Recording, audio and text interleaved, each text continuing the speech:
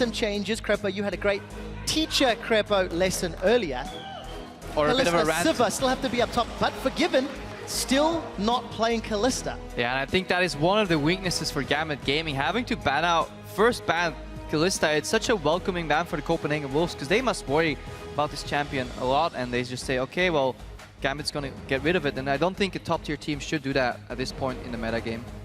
So we'll find out what these teams have to decide is high priority. Gragas, some small changes, Rek'Sai available. We know Diamond has been, I think, leaning more towards Nidalee in recent weeks. Less so last week, though, and gets rid of it himself. They might actually try and pincer the jungle. Perhaps we see a Gragas ban in the first rotation Rek'Sai come out from Gambit. However, that would mean they would leave Draven open, something not all the teams have done so far with varying success. Draven has been shut down on freeze one time, I believe, but other than that, he's been performing pretty well. 1 win, 1 loss in the 2 games. It's been banned 7 other times, so only 1 available opportunity did the Wolves not take that Draven. And for freeze, he's got a new support. Suis Kaas now. We need to see how much synergy they've developed and grown in the week, and we do see Draven for the 8th time in 11 games being banned out. Now, Freeze as a player is very easy to lane with. He has a very distinct laning style, which is slightly towards the aggressive side. And same way with Forgiven, how he's quite predictable in his laning. So Kaas obviously played a lot against these players in Challenger because he's a high-ranked support player over the European server. However, translating from solo queue to competitive play right now is so tricky because as the meta progresses and as people get better at League of Legends, laning phase matters less and less and less and less, whereas in solo queue it still matters the same amount. And we see that approach here from Gambit Gaming too with that Sivir pickup. You don't pick Sivir for lane. Forgiven no longer is that AD carry that wants to 1-3-1 with SK Gaming and get those towers down. No, he just picks Sivir for the utility, and I'm glad at least he's expanding his champion pool. Yeah, champion we didn't see from him in spring at all. This will be now the 3rd time in summer. Yep.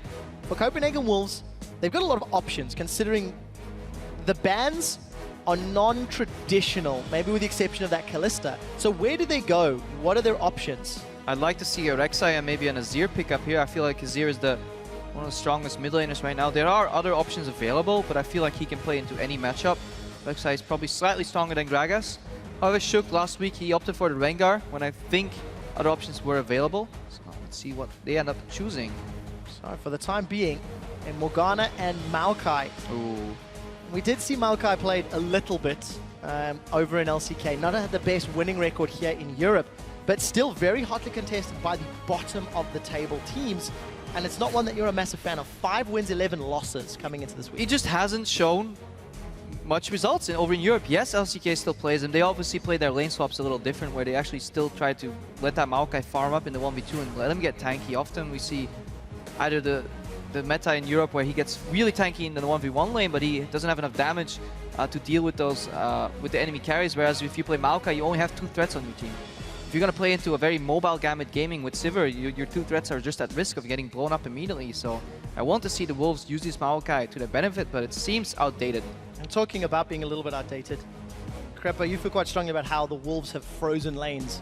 One of the most prominent teams in Europe who still freeze lanes to get farm, often on freeze himself. But I think they've learned from that. They must have done their VOD reviews, and it's one champion you don't want to freeze against is Sivir because she makes that even worse, right? Where normally other people would leave the lane and group up, she facilitates that even more. And whereas we said Copenhagen Wolves stuck in the past with the Maokai a bit, Morgana top tier pick 2. Gambit is orienting towards that poke already, so they have the Jayce poke. This means they need some magic damage over in the top lane because they're pretty heavy on AD right now. And they have a tanky Gragas to facilitate that. Now, we talked a lot about Janna. I wonder if GoSu Pepper doesn't strike me as a Janna player. So I wonder if Gambit Gaming is going to stick to fully meta or if they're going to have like a little, you know, Gambit-esque variant on that. Well, I'm taking a look through GoSu's previously played champions. Lulu, if he was looking for disengage. Bard, if he wanted to go that route. Those are some he's played already. Or, obviously, the Janna, as you've touched on. Shook, going for the Lee Sin over the Rek'Sai. Very low on damage. Copenhagen Wolves very low on damage right now. Corki does okay in the early spike, but as we go later in the game, I feel like they need a lot of damage coming out of their last pick and somehow keep that alive. And the only mid laners that, do a lot of damage, Azir, I feel will be needed by the Wolves. Otherwise, I feel they'll just get run over. A lot of magic damage if they go for that Azir plus Corki and magic poke. Oh, don't do Sarah. And it is their option. So for Gambit, they've got their mid laner and their AD carry. We know they want to run that poke and mobility type of team composition. If we're looking for AP damage, who do they go for from the top lane? The Cabochard has played. I wouldn't mind the Rumble pick here. I think that could be all right. Fizz is a split push component. Now, later in the game, okay, Maokai can get beaten by that Fizz, I feel, with the percentile, or percent HP damage rather. Because percentile is not a word, I've been told in this week's prep. So that's speaking Lando. But yeah, Fizz coming out, you're right on the money there, but it does seem that GoSu Pepper has picked up that Janna. So overall, we see more of a 4-man group composition where the Fizz is a split push component that wants to put pressure and allow a comeback mechanic if your poke falls behind. And offers a bit of a flank too. You know, can 4-1 push, Fizz peels off that lane and then comes in from the side and wants to flank. And then obviously Janna is going to buff that poke. You have the boomerang from Sivir, you have the Jayce gate combo coming out. With addition to that, the Janna shield for extra AD bonus. So you have very potent poke, good rotations. Overall, decent composition definitely coming out of Gambit, and I feel the Wolves are just very outdated in theirs. And the last time Cabochard played Fizz, he went ham, to be honest. 8-1 and 4 with 92% kill participation. I mean, he was hopping, skipping, and jumping everywhere. And we'll need to see if the Copenhagen Wolves can shut him down, because if Diamondprox can lift that kill participation and roam around, could definitely get that Fizz rolling with the teleport smite. Yeah, that has traditionally been the way to beat Gambit. Keep Cabochard down and then prevent the other lanes from actually coming back in the game. Copenhagen Wolves lock in the Varus, so they're also settling in for the poke. Said in the pregame, Varus and Jayce both on the rise here.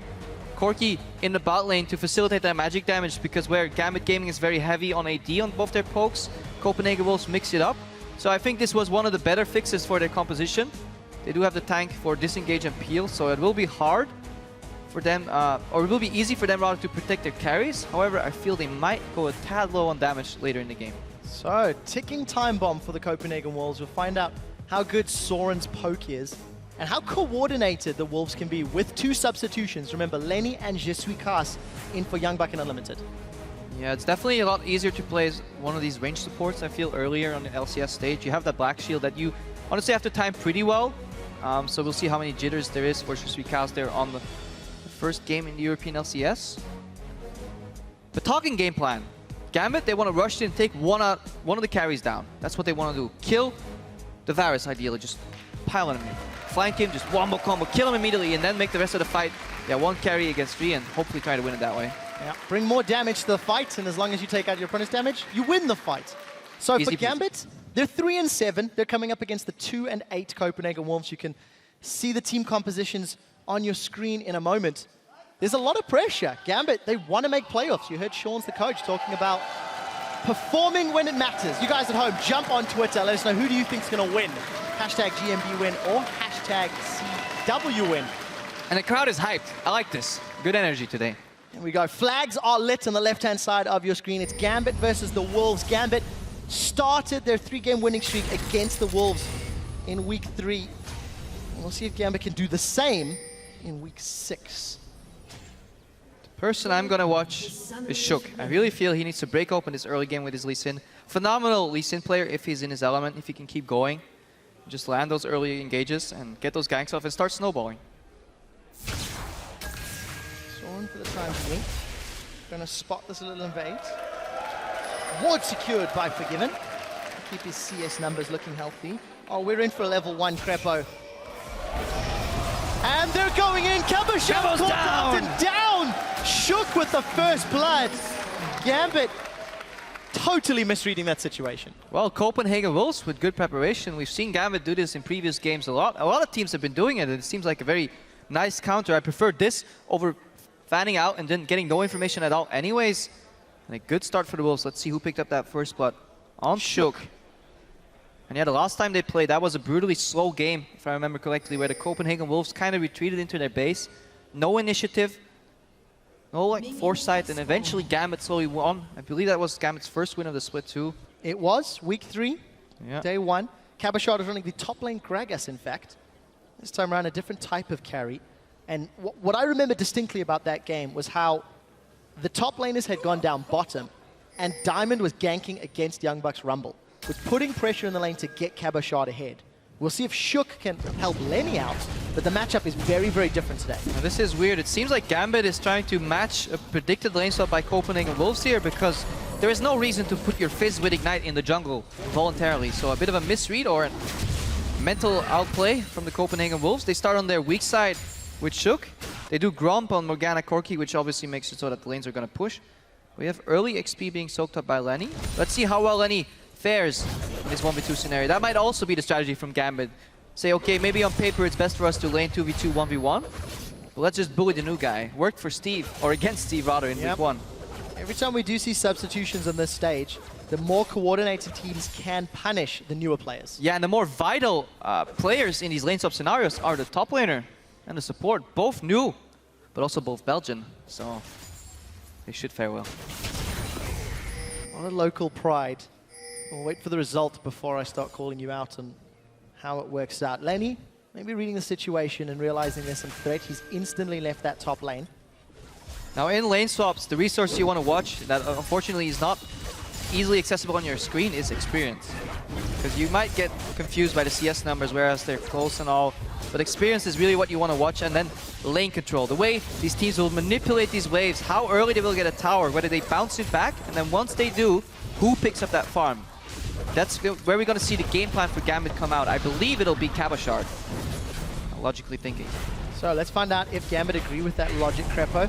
We finally see Lenny show up in lane. He spent this entire time running down the map, through the forest, holding on to teleport.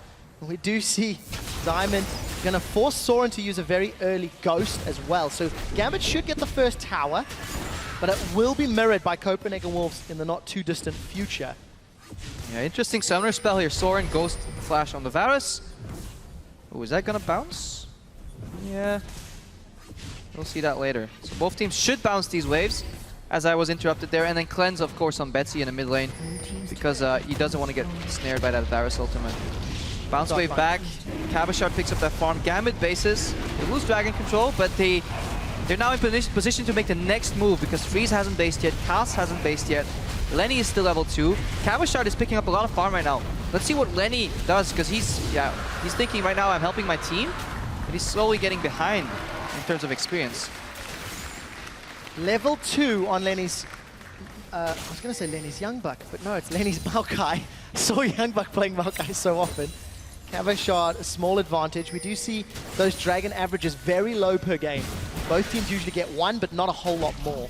Yeah, this is a difference when we watch matches of in LCK, for example. When that Maokai gets swapped on, they keep him in the lane to soak up the experience, because they value his higher levels and more CS, more over the pressure on the map, because they want to make sure that he stays tanky, because if you run a medium tanky Maokai into poke, he becomes very just useless almost. Here he is going to the bottom lane. Let's see if they can dive this with the Cabochard TP, because that's what people usually do. Cabochard's playing 1v2 and they're sending him down bottom. I feel a little early. I feel they didn't need to. Then he's backed away. They should be able to secure this tower. Copenhagen Wolves pushing in the top lane. Coming into this game, Krepo, Gambit had only been in a lane swap in 2 of their 10 previous matches. And for the Copenhagen Wolves, not much better. 5-5, but in terms of gold, oh, look what they're doing. This is 2 of the lowest. They're moving Cabochard to the bottom again, and then facing as soon as they can to let that wave bounce again, and they want to make sure that he continuously is getting experience. I feel he could have picked up a wave on top, but he respected the Wolves enough, thinking that they would send 2 people with their bot lane top and the jungler and dive him, as he has no flash. They want to play on the safer side of things. Gambit bases again. They're putting Forgiven behind. This is the opposite of what we saw in SK. But what we do see is they're keeping Lenny down. And this is what you touched on in Picks and Bans, how successful Maokai teams get Maokai CS and experience. Take a look in the river. Junglers are coming in. There's the cleanse. Betsy throws the hammer down, and Barrel comes in from Diamondprox. There's a to the skies, as well as that knockback, and nobody down yet. Diamond is going to play gutsy as Soren's got no mana. But a lot traded. Summoners burned on the side of Gambit. Yeah, Betsy tried to hold on to his cleanse for a bit, but then decided it was better to use it.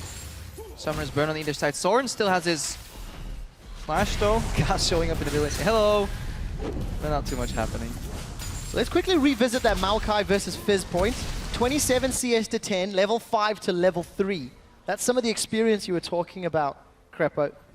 Gambit, despite hurting Forgiven a little, he's still staying even with Freeze and defended that top tower. Yeah, so definitely a superior lane swap here from Gambit. Yes, the gold is only 500 difference, but it's on the right players, and especially in terms of experience. I'm just gonna have a look on my screen right here. Lenny just turned level 4, and the wave is pushing back out. It's bouncing towards Cabochard. Cabochard is 5.3 already. This is a very big XP discrepancy, and once he hits level 6, with that Ignite, he might actually be able to kill Maokai, and if Maokai dies in a 1v1 scenario, then his utility is rendered void and useless almost. So good early game approach from Gambit, and we see the coaching from Chance stepping in. This is a more strategic Gambit. One could argue the most strategic Gambit early game I've seen so far in the entire split.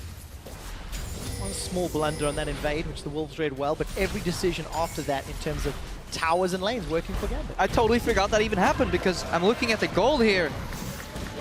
And I was thinking, why is Gambit not farther ahead? Because they're down in first blood. To be this far ahead while being down in first blood speaks even more in terms of Gambit. Gambit doing very well. They're putting pressure on those outer ring of towers. And we need to see what do they do next. Suis Kaas with Shook in this middle lane. And they eat a Shock Blast because, of course, Betsy's got none of those summoners available. Yeah, now they want to group. This is what Gambit wants to do. Once they hit level 6 on that Sivir, you want to group for objectives and for towers and just start poking down. Clear those waves and put the Wolves under pressure. While having that split push component in Cabochard. So let's find out whether or not Cabochard can get ahead. But I'm going to revisit this lane swap discussion, Krepo, because Gambit have been sitting in a position where they're making the initiative. They're pushing Copenhagen Wolves, but Copenhagen Wolves have not been particularly strong. Engage on Betsy here again. He's going to have the backup of Diamondprox, but takes a lot of damage from Soren. So where do the Wolves go from here? Because their top lane is not tanky enough to really look for fights. And Cabochard seems to be keeping Lenny controlled. I feel the Wolves have already made a crucial mistake that they're now trying to fix. But due to the nature of their composition, it's going to be hard. They don't have the comeback mechanic they need. And on the hunt gets popped. Cabo goes in. Chum the Waters connects. Lenny gets slowed. Boomerangs out. He's going to go in for the attack before we see Shook jumping in and dashing out. Yeah, when you play a poke composition. English is hard today. When you play a poke composition and you don't get to group up and poke, you obviously don't have too much left, especially if you don't have the damage threat in the top lane to put any pressure. Lenny is playing that tanky Maokai, but he got shut down in the early game, and we talked about this in the opening. Top tier teams are no longer picking Maokai in Europe, and we're seeing why in this game. Gambit just seemed to have shut down Lenny so efficiently. Forgiven and Pepper putting a lot of auto attacks onto the inner turret, but they don't have the most AD to work with. But look at Cabochard's farm. Yeah, but look at that wave that's coming his way. He can actually freeze this wave if he wants to. Because Gambit is fine playing on low pressure because they have the wave clear from Betsy in the mid lane. Lenny is very slow at pushing and he's not the most adept tower pusher either. He's not the split push threat. He's just a tank with a teleport. Not even level 6 yet, so all the cards right now are in Gambit's hand. And Shook on that early game jungle Lee Sin, he got the first blood, but he didn't manage to do anything with it. 10 minutes into the game. 30 CS for Lenny's Maokai. Fnatic shut down H2K by focusing and lane swapping and keeping Odoamne down, and Gambit have done something relatively similar. We see Cabochard has grabbed the Sheen and the Phage, going to be working towards that Triforce, further emphasizing his split push threats.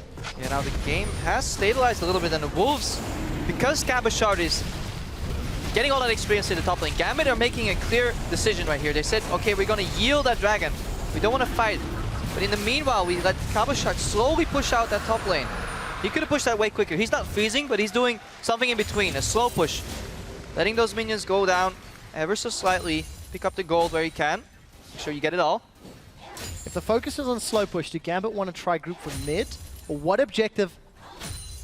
What is the reasoning behind the slow push, or theoretical one at least? I mean, the good thing about a slow push is that you can make it a fast push very quickly. This sounds kind of dumb in your head, but if you're freezing and then you suddenly get behind on the map, or face check, then you need to make a decision to alter that state of the game, and you can quickly do that if you're slow pushing and just quickly clean the rest of the minions. But if you have like 2 waves stacked up there, then you can't switch over to a quicker tempo as fast as you want. And meanwhile, this is enough to catapult Cabochard in the lead. Look at him right now, level 8 against level 6 on Lenny. Lenny's only 6.4, Cabo is 8.5, 2 full levels ahead. Whereas the Wolves traded that for a dragon, but I feel Gambit is gonna shut down the Wolves right now and he's gonna say, no more dragons for you guys. We're gonna take control of the map. But I'd like to see them group more. I'd like to see Forgiven push out bottom right now. Lenny has less CS than both junglers. Diamond is going to show in the jungle against Shook, and you can see Cabochard still slowly pushing forward. A little bit of vision in the top half of the map, but teleport's available if they need to get out as well. Yeah, and I keep talking about experience, and you guys don't see it on your screen, but Kaas is almost level 5 right now. Pepper is well level 6, so he's ahead right now. Forgiven's level 7. The only person that's behind his respective lane opponent, which is Fizz, is level 8 right now, so experience advantage on the side of Gambit, and then I think it'll show in one of the next fights. And after giving up first blood, Gambit also have the gold lead, even on towers, but like you said, Krepo, most likely going to challenge for the next Dragons. Copenhagen Wolves have got a numbers advantage up top, but they've got to be very careful because down bottom, they're relying on Soren to wave clear against Forgiven and GoSu Pepper. Yeah, that is the benefit of playing double poke, is you have a lot of wave clear. This is actually the reason why you definitely want to introduce that split push component, because like we have seen in the past, when you run double poke against double poke, it kind of becomes a snooze fest sometimes in the mid game, because neither side will get far enough behind to not be able to clear these minions, and then superior rotations will be needed, or flanks. So Shook connects with the Sonic Wave. He's looking for Betsy, kicks Betsy backwards, but Betsy puts the hammer down onto Kaas before we see Freeze forced to Valk away, and Forgiven snipes with the boomerang, turns his attention to Shook, and Shook gets dropped as well. Wolves start the fight, but Gambit end it. Cabochard's gonna freeze Corki, and Soren's the next to at least pick up a kill. 3 for 1. 3 for 1 for Gambit, but misplay by the Copenhagen Wolves. Shook with a beautiful engaged flank, kick flash, but then Kaas missing the binding. And that was enough to allow Betsy to escape, deal some damage. Then Pepper comes in, then Forgiven comes in because they have that on the hunt to quickly follow up. And this might be the nail in the coffin for this game. This was the one opening the Wolves had. Yeah, good reaction from Gambit. Watch that again. Not going to use TP either. So Betsy, gate is down. This is when you want to engage on a Jayce all the time, once his gate is down. But look at the binding. That just goes a little wide. Kaas is forced to defensively black shield himself. Get the heal, but he still dies. Betsy's still alive, and watch Pepper. He saved enough mana for that Monsoon. You could argue whether it was needed or not, but secures a kill. He probably won't need it in the next 2 minutes. Cabo comes in. Trading 1 for 1 on a split pusher is fine, because the people you kill often are not the ones that are going to deal with you later. As long as you stay ahead of Lenny, your direct lane opponent, Cabochard is fine with taking kills. And catches, it costs Gambit a tower. The Wolves are now the ones grouped up. You can see Cabochard down in the bottom lane. He does have teleport available, but there's no minions left for the Wolves to continue that siege. Yeah, now Cabochard again just wants to put that split push. Now, ideally, Gambit want to send somebody top, push out the lanes, then return to group, and put a bit of a flank pressure on Cabochard. Diamond, however, he wants Kaas. Hold on to that explosive cask. As Copenhagen Wolves are in full retreat. The poke wars are on. Soren throws out a piercing arrow, and it's not going to be enough to defend the tower. So all outer towers down on both sides of the map. Cabochard's got a minion wave pushing up to this inner tower. Gambit seem to set their sights on it, as well as that blue buff first. Yeah, and this is why Janna is such a good pick as well. It facilitates the rotations. You can buff up that poke with the shield, get that extra AD, and then most importantly, if Shook tries to jump in, he has to combat Howling Gale and Monsoon for disengage. And it'll be incredibly hard for the Wolves to engage. They almost have to use their Black Shield on the Lee Sin, who then needs to get a good kick somehow that keeps everybody alive, to burst people down with only 2 damage threats, of which one of them scales quite horribly into the late game. Very tall task for the Copenhagen Wolves. And is already behind Forgiven Sivir by a sizable amount, 30 CS. Freeze is going to have that difficult time, as you mentioned. It does only equate to 600 gold. He has a Triforce spike too, so right now Fizz is on his strongest position in the game, because Triforce doesn't scale well with other items compared to the likes of an Infinity Edge. So Fizz hit his power spike, but the Wolves, they can't use it. And every time we look at Cabochard, he's got a very large minion wave to farm. 148 to 58. Yeah, and minion wave manipulation is what you have to do in lane swaps, because it's predictable. You always know how these minions are going to interact with each other. You always know how this wave is going to behave. Forgiven had to flash though. Poke coming out, so he's finding out what it feels like to play poke or against poke. Spell shield was not enough. No, not this time. And you know, Lenny, we keep looking at it. They want the 3rd dragon. Currently level 8 to Cabochard's level 12. A 4-level deficit is really, really massive There is that dragon spawn. Gambit have got teleport from Cabochard, and look, he's pushing top. So even if Wolves are going to secure this, there should be some tower damage from Cabo. I don't like Gambit is giving this up. They should have grouped for this, in my opinion. Giving away a third dragon for free, oh well, for free is arguable, but trading it for some top lane damage that you could get anyways. Not the biggest fan, but the Wolves, they hit their spike, they poke out, they force Forgiveness Flash, they get that dragon. Remember, with the experience changes, if you're behind, you get more experience relatively, so it's easier for you to catch up. It's Gambit's turn to punish. Easier to catch up, but when you're losing towers and gold, it's going to be much more difficult to defend. For Copenhagen Wolves, it's a matter of holding fast and digging deep once they get to these inhibitor turrets. And we haven't talked too much about vision this game. It's been pretty limited. Kaas has been running around doing his best, but it's been hard for the Wolves to get vision deeper across the river on Gambit's side, so they've been locked on their map. So I would like to see putting those double side stones from Gambit to use. I think that's something Gambit as a team still need to work on. GoSu Pepper and Diamondprox need to work a little better together, get better vision. However, so far, it's been good this game. So they've been mostly in the right place at the right time. One could argue that Pepper shouldn't stick with Forgiven as much, but that is up to personal preference, honestly. Gambit with a fantastic early game are now 4,000 gold ahead, nearing the 20-minute mark. So very impressed with Gambit's decision-making in this lane swap. Keeping in mind, Copenhagen Wolves do have substitutions and are still trying to honestly find their sea legs. But the challenge for Gambit is now to break through the inner turrets and the inhibitor turrets, and it has proven to be difficult in the past. Yeah, but they seem to have a good grasp on how this game is supposed to be played, or a decent one at least. And it doesn't matter who they play, because Gambit, they need that victory. They're down all the way at the bottom. They're playing a direct competitor for relegation spots, for that auto-relegation. The Wolves, they need this win, because if they win, they're tied with Gambit. So far, looks like our Russian comrades are not looking to let that happen. Do not want to Demoy just yet. No Demoy. Not this time. The unseen Demoy is the deadliest though. Speaking out of experience, once you count them out, you think you've won. You had a little trash talk. It's great to hear from Sean's before the video, and actually some strong words from GoSu Pepper.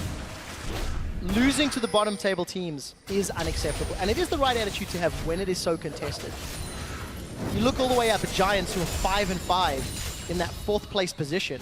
Gambit are 3-7. That is not a big difference at all. Especially when you consider Giants have to play Fnatic this week. So if all things go as expected, there's going to be another loss on Giants' name unless something magical happens.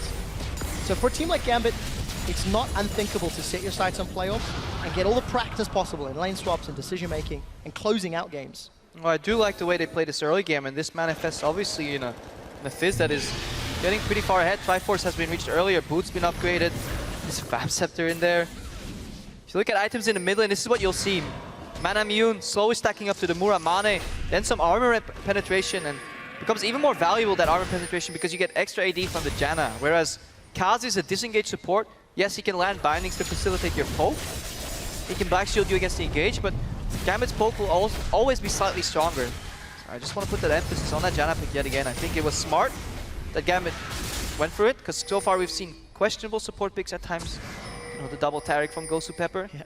Hey, it's a counter to Kalista. Worked 50% of the time. Lenny, on a more serious note, I just want to highlight, at 20 minutes he had 72 CS. It's actually the 2nd lowest of any top laner this split so far. And it was, I think, because of Gambit's dishes, Oduwamne was #1. Yeah. Correct. So that was a horrible shutdown.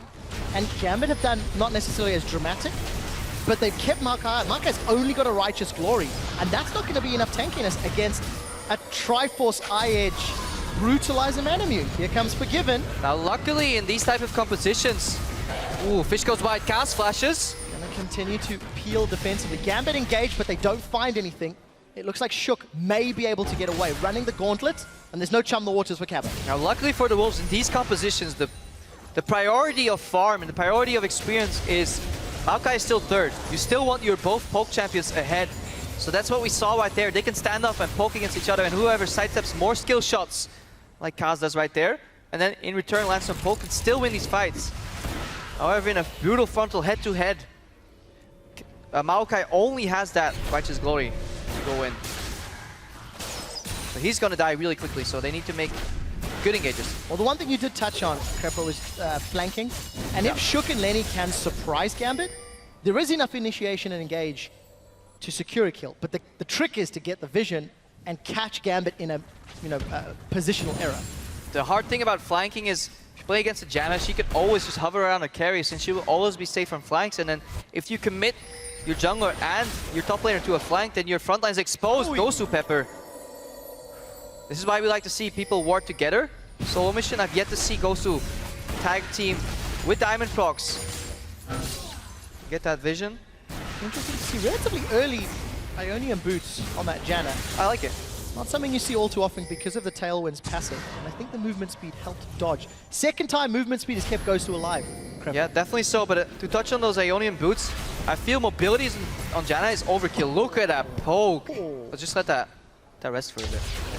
That's what this game's all about. But yeah, Ionian boots, CDR, much more valuable stat. Because Janna has so much innate movement speed already.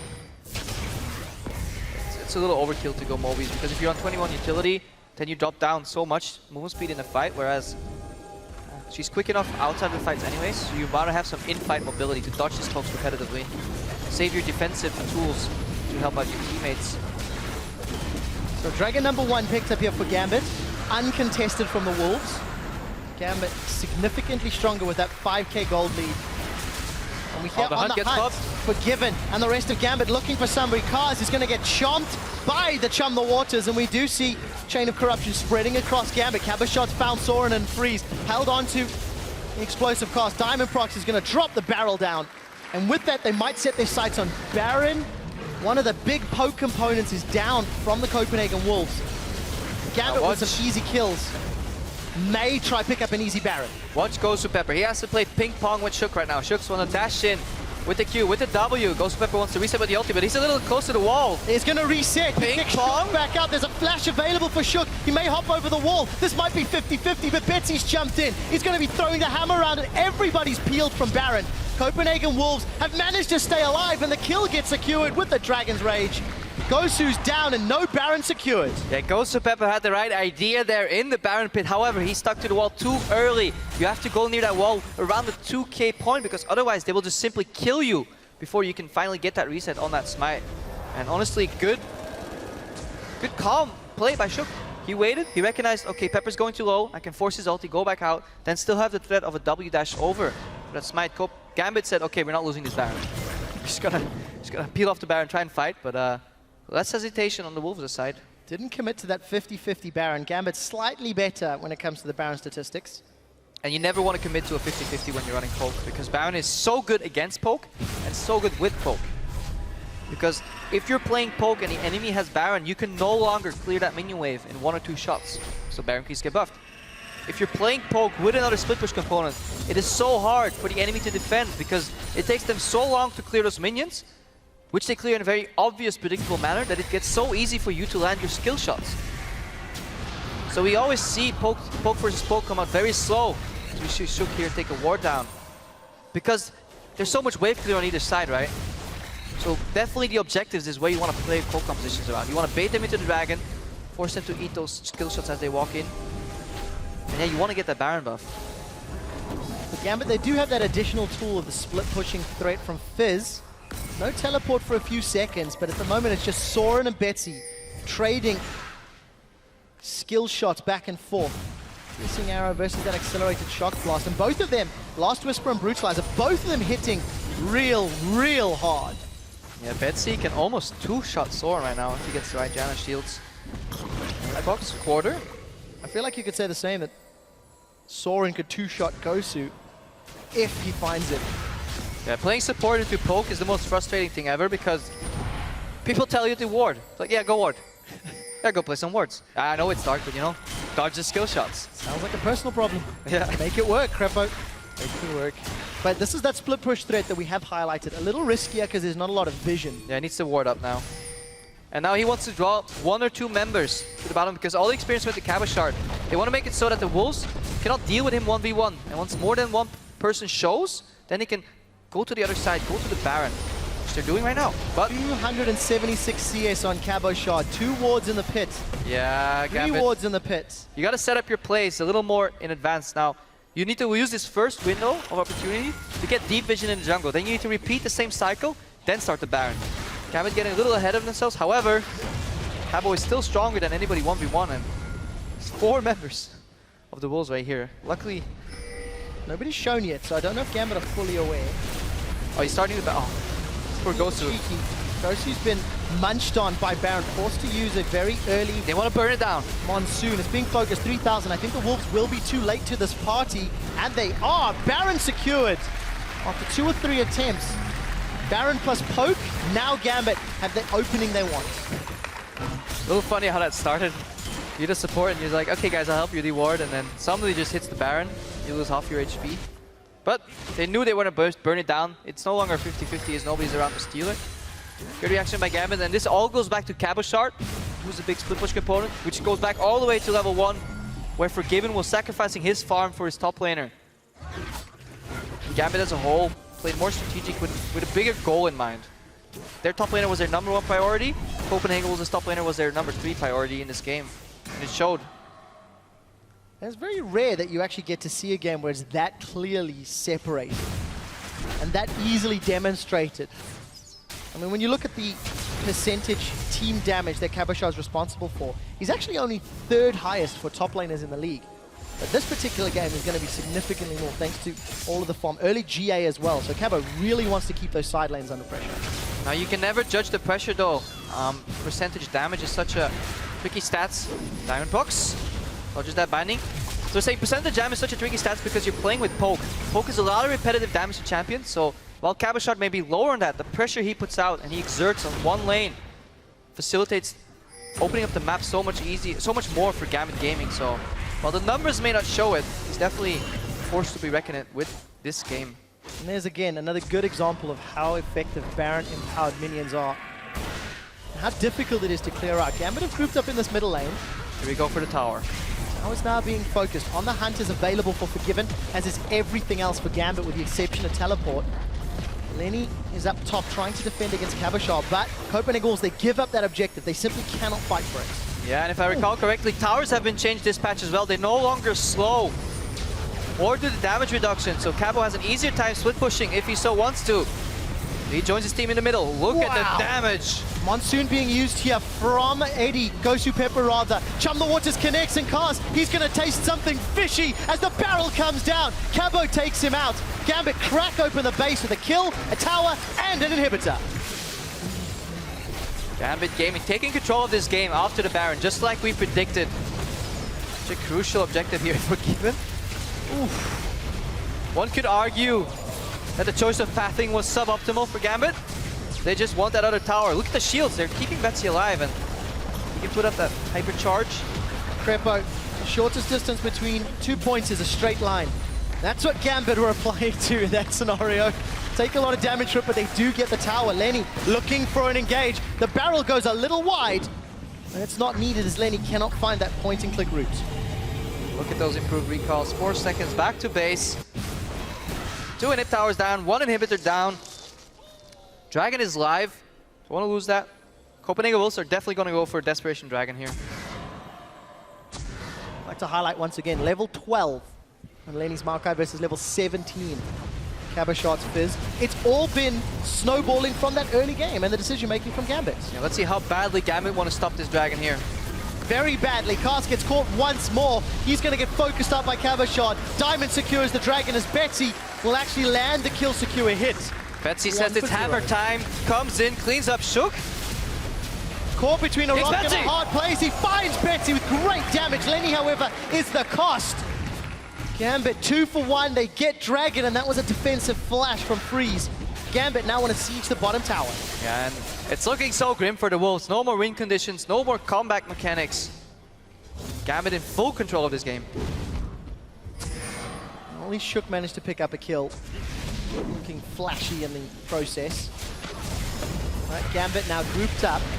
They do have all of their members. It's versus 4 and not the main tank, although Lenny's not particularly tanky. Gambit's going to use that playful trickster defensively. And with the inhibitor taken down at 31.5 minutes, Gambit have absolute map. Yep.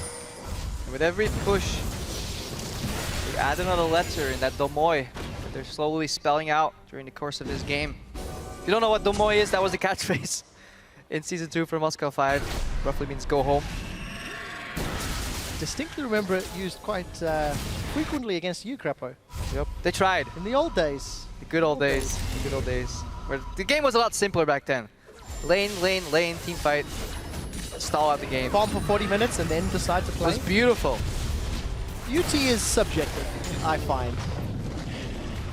But what is beautiful is Gambit's growth this split. I think from when the team started in week 1, they were quite open and quite vocal about some of the difficulties preparing. And one of the things that I think we keep repeating is how we all thought, will the team adjust to Forgiven? Actually, it's Forgiven that's adjusted to the team in his champion picks, in his play style. I think we've seen more growth from Forgiven this split than we'd seen last year and this year from when we've seen Forgiven play. However, he was so incredibly good at his style, though. Oh, yeah. I feel like Forgiven didn't warrant any... He didn't need to grow all that much until the SK strategy got kind of exposed. But yeah, definitely nice to see some adaptation here. Willingness to play different roles within the team environment. Also, props to Chance for stepping up to the plate. I mean, coming into a winning team, it's easy to start as a coach, but almost train wreck that was Gambit week 1. Compared to like right now, it's such a vast improvement, and this is not only obviously Chance, it's all the members working hard. Yeah, the game plan was quite clearly decided going into the matchup. Yeah, and it was near flawlessly executed. Massive damage onto I Am Cheese, Suis Kaas, of course, and that should be enough to open up another inhibitor. Chain of Corruption goes up, but that's going to do absolutely nothing. Yeah, we're going to see some wine with that cheese. Copenhagen Wolves pressured, and they're going to be crying because there's so little you can do at this point in the game.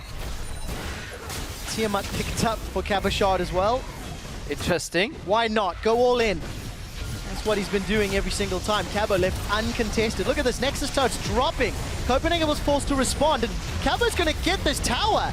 Betsy is sitting down in that middle lane, pushing on the bottom rather, and Lenny's forced to use the twisted advance. We do see a kill picked up for Forgiven as the rest of Gambit focus on the Nexus turrets. They set their sights on the Nexus, and Gambit absolutely destroy the Copenhagen Wolves. Cabochard quickly learns that your Guardian Angel doesn't pop when you get kicked into the fountain, so he actually ends up dead, and Gambit playing for KDA right here. Some target practice for the next game tomorrow, but the Nexus goes down. Gambit, 4 wins!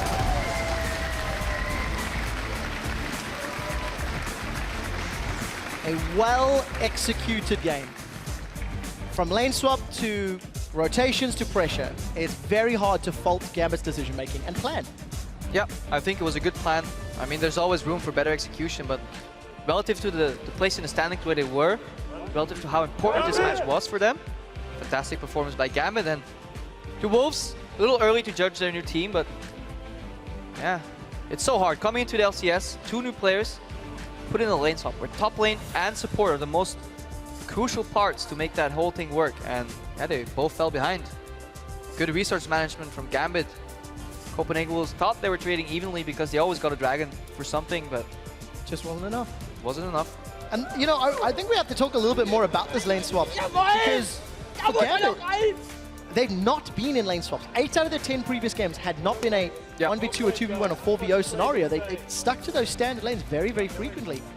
And they were not particularly great. They weren't particularly terrible.